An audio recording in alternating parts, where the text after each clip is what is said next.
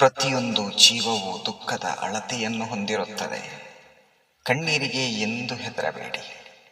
ಕಣ್ಣೀರು ತುಂಬಿದ ಕಣ್ಣುಗಳು ಸತ್ಯವನ್ನು ನೋಡುವ ಸಾಮರ್ಥ್ಯವನ್ನು ಹೊಂದಿದೆ. ಕಣ್ಣೀರು ತುಂಬಿದ ಕಣ್ಣುಗಳು ಜೀವನದ ಸೌಂದರ್ಯವನ್ನು ನೋಡುವ ಸಾಮರ್ಥ್ಯವನ್ನು ಹೊಂದಿದೆ. ನಮ್ಮನ್ನು ದ್ವೇಷಿಸುವವರು ನಮ್ಮ ಬಗ್ಗೆ ಸುಳ್ಳು ಸುದ್ದಿಗಳನ್ನು ಹುಟ್ಟಿಸುತ್ತಾರೆ. ಅವಿವೇಕಿಗಳು ಅದನ್ನು ಪ್ರಚಾರ ಮಾಡುತ್ತಾರೆ. ಮೂರ್ಖರು ಅವುಗಳನ್ನು ನಂಬುತ್ತಾರೆ.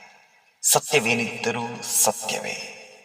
ನೀವೆಷ್ಟೇ ಸುಳ್ಳು ಹೇಳಿದರು, ಅಪಪ್ರಚಾರ ಮಾಡಿದರು, ಸತ್ಯಕ್ಕೆಂದು ಧಕ್ಕೆಯಾಗದು. ಅದೆಂದೂ ಅಳಿಯದು, ಅಜ್ಞಾತವಾಗಿ ಉಳಿಯದು.